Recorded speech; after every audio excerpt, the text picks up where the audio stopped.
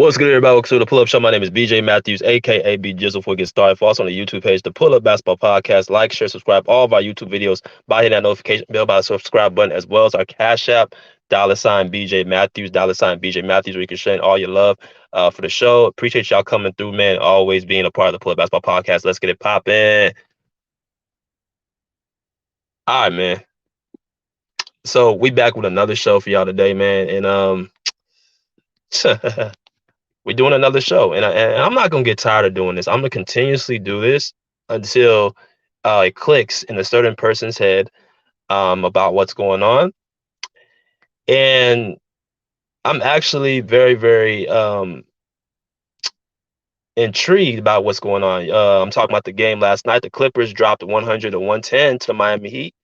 The Clippers now move to the sixth seed in the Western Conference.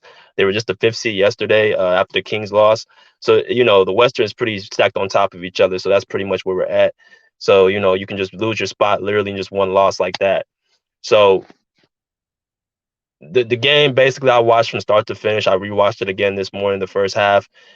And really, the game last night,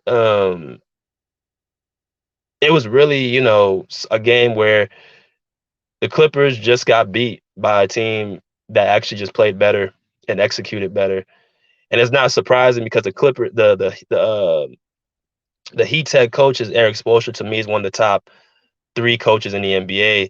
Eric Spoelstra is one of the top three coaches in the NBA. What he does with his team, how he keeps them disciplined on point. Like I keep telling y'all over and over and over and over, if you want to know how a team is, look how their coach is. If you got a team that's very disciplined, very militant, very, does things the right way, makes the right cuts, makes the right pass, closeouts on defense, help side defense, things of that nature, look at their coach. Look at the Spurs. Even though they're not a great, talented team, when I watch the Spurs, they're very, very calculated because that's what Greg Popovich is calculated. The Miami Heat, very, very disciplined, right? They run their sets a certain way. They run their defensive schemes a certain way. They close out on defenders. They work hard because that's the type of coach Eric Spoelstra is. If you look at a team like, if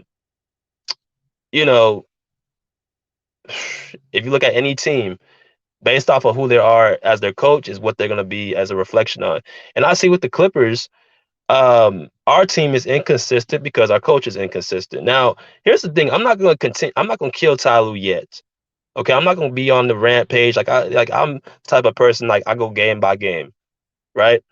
I'm not gonna kill Ty Lue right now, this very second, but I am gonna get on him later. But basically, I'm gonna give the Miami Heat some credit. Bam Adebayo was just a bad matchup for Visca Zubac last night. He had 31 points, 13 rebounds in 38 minutes. Bam Adebayo is 6'9". He's a versatile big. He's not really even a 5. He's really a 4. So he just destroyed Visca Zubac, which, I mean, Visca Zubac, dealing with a more skilled, more versatile big, I mean, it's not a big deal. I mean, that's just, Bam Adebayo being, Bam Adebayo, right? So Jimmy Butler did not even really play his up. I think he didn't even score double digits. So, I mean, he didn't even do what he's supposed to do. Like, he just was more looking to pass. Tyler Hero was, on a rampage scoring the ball in the first half, getting off threes and, mid-range shots like that, just, feeling good about himself. Miami Heat just played well, man, as a team. Really, they didn't even play their best brand of basketball as far as making shots. But, they do the little things well. What I notice about them, they're a tight-knit group for the most part. Max Strus is a good addition to that team. They have a team just full of, role players, but they do what they're supposed to do. They know their role, which is more than what I can say for the Clippers. Right now, we got guys who don't know where they should be. Let's talk about it. What did we see last night? We saw a few changes. Kawhi Leonard did not play last night. Okay, Kawhi Leonard was out with an illness. I don't know what's exactly wrong with him, but he was out with an illness, which I was kind of bummed about because, I was looking for him to, match up with Jimmy Butler. I wanted to see that, but he didn't play. Paul George did play. Paul George looks like he has a hamstring tweak that he tweaked last night, which, again, is going to back up the point I'm about to make in a little bit about how they're putting too much on this guy. They're putting too much responsibility. Like I said last week, he has too many hats on this team. You got this guy to be the playmaker. You want him to score the ball. You want him to play elite defense. You want him to do all these things when you got the depth that you actually paid for and you're not really using. So now you have these injuries because it's called overloading, right? So we'll see how long PG is going to be out for. But Kawhi Leonard was out last night, and the guy that took his spot was Terence Mann, number 14, right there on the right. Now, I've been big on Terence Mann. I love Terence Mann, bro. I love his game. I've been loving his game since the playoffs in 2021. I think he's a very good glue guy. He's an energy guy.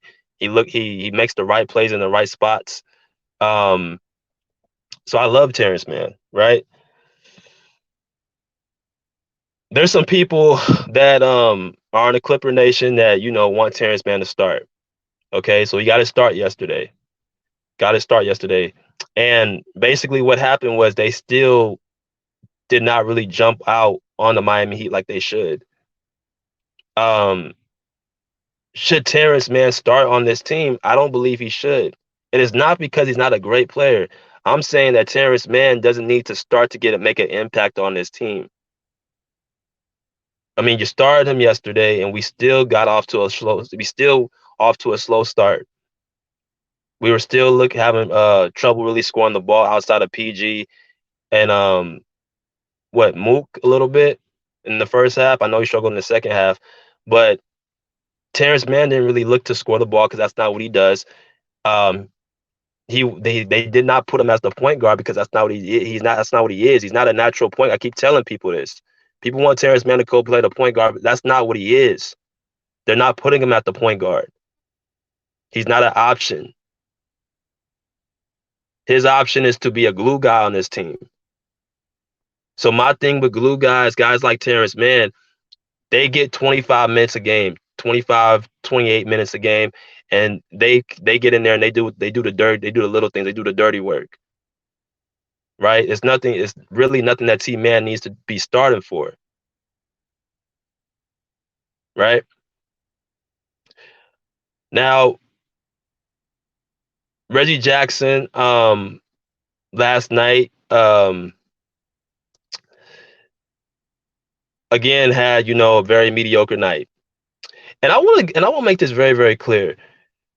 When I spoke about Reggie Jackson the other day, I'm not saying that Reggie Jackson's a bad player.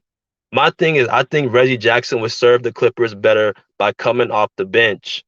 Why is that? Because he doesn't do enough with the minutes he's getting. He doesn't do enough with the minutes he's getting. If I'm giving a guy 30, 35 minutes, I expect you to have double-digit points, or I expect you to have close to double-digit assists if you're a point guard. When I watched Reggie Jackson yesterday especially, it seems like to me he's just, out there just to be out there. He's just cool. You know what I'm saying? He's just going through it, going through the motions. I know what he did last year. I think people are stuck on last year, what he did to carry this team. And like I said, that's why I think Ty Lue gave him the position without even giving John Wall an opportunity. And that's fair. That's whatever. Fine. You give him that. But once you start seeing another player playing better than your guy consistently, you must give him that opportunity to at least get the opportunity to start. And I don't mean with Reggie, it takes Reggie to be out. I mean, you're supposed to start this man regardless and get some type of continuity, some type of consistency. Right? There's been many games throughout this season, and I'm comparing Reggie Jackson to John Wall. Reggie Jackson's getting all these minutes, but he's not doing much with them. Look at the game against the Pacers and the Clippers a few weeks ago. He gets 26 minutes. John Wall gets 22, but yet John Wall has 10 points and almost 8 assists in a double-double. Reggie Jackson only has 5 points, 4 rebounds, 4 assists in 26 minutes. When they play the Hornets right here, John Wall gets a double-double, 12 points, 12 assists in 27 minutes, and Reggie Jackson gets 32 minutes, only gets 13 points, 2 rebounds, and 2 assists. And again, I'm watching these games with my eyes as well. When they beat the Celtics, John Wall gets a 6-4-4, 6 points, 4 assists, 4 rebounds in 19 minutes. He doesn't even play 20 minutes, 24 minutes. and Reggie Jackson gets 27 minutes and only has one more point than John Wall. He gets 7 points, 2 rebounds. Like, that's just too much time you're giving him to just be out there to pretty much do little to nothing or be very mediocre. You're not going to get the shots that you want on the first group if you're with Reggie Jackson. You're not. Those shots are going to go to Kawhi Leonard, Paul George, even Marcus Morris to an extent is going to take his shots. But John Wall leading this team in assists, like I pointed out yesterday, as y'all can see on the screen, he's averaging 5.3 assists. He gets it. He can get involved by getting guys open shots and finding guys cutters and things of that nature. That's why you should start him. And he's only averaging 2.4 turnovers. His assist turnover ratio is at 2 point. He has the best assist turnover ratio on this team. So I don't know why people keep saying he just turns the ball over the place. If you're a point guard, you only averaging 2.4 turnovers a game. That's actually very, very, very, very, very, very good.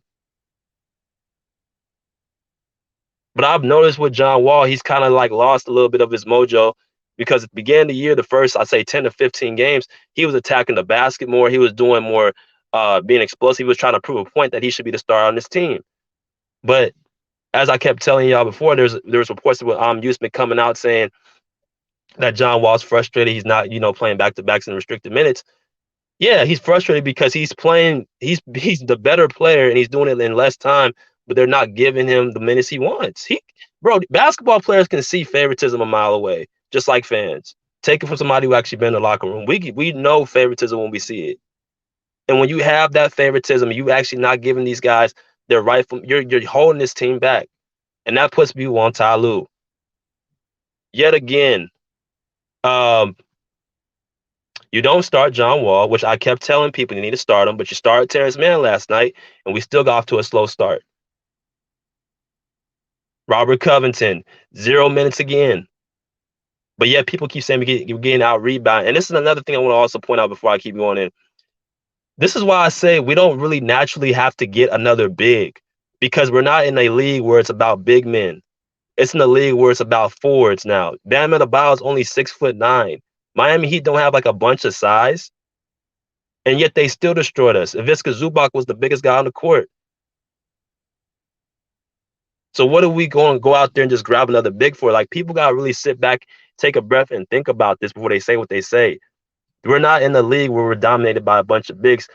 The team, like the Timberwolves, who have two bigs, Karl-Anthony Towns and Rudy Gobert, even though Cat has missed a number of games this season, that team is not really built to win because they're one of the lowest teams this season right there. And they got two prime big guys. So we're not in that era no more. The Warriors, the Celtics, us, the Sixers, the Nuggets either have one elite big and a bunch of other, other guys, or they have really no true big and they have a bunch of, long wings and defenders. That's pretty much what it is. That's winning basketball at this point. And we're the team that has all the all the wings. Nicholas Batum, Kawhi Leonard, Paul George, Robert Covington, who refuses to play. And I don't know what's going on with that situation. It's very, very funny to me that this man has been on this. He's had another DNP. We're undersized. We're getting out rebounded because we're not playing our wings enough. It's very, very frustrating to watch, bro. So again, I'm at peace with it at this point. Ty Lue keeps on starting Reggie Jackson. You're going to keep seeing our slow starts. He keeps Robert Covington on that bench, not getting him acclimated. We're going to continuously not have any real length. Even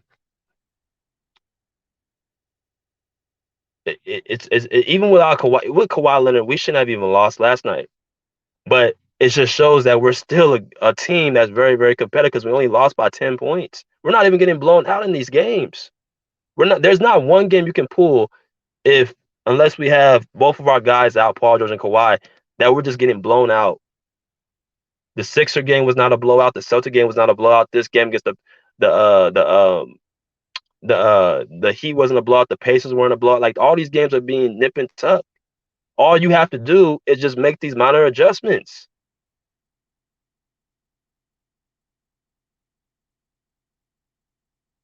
So,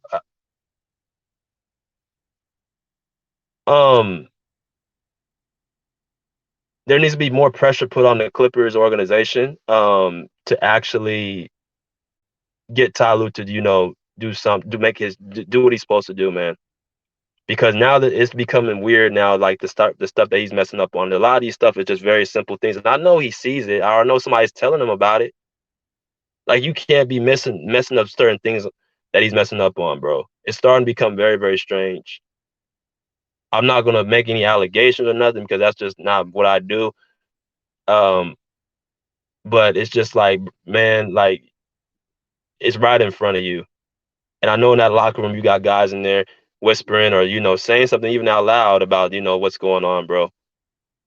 But yeah, man, we just gotta, let Ty Lue, um, he has to do what he needs to do, pretty much.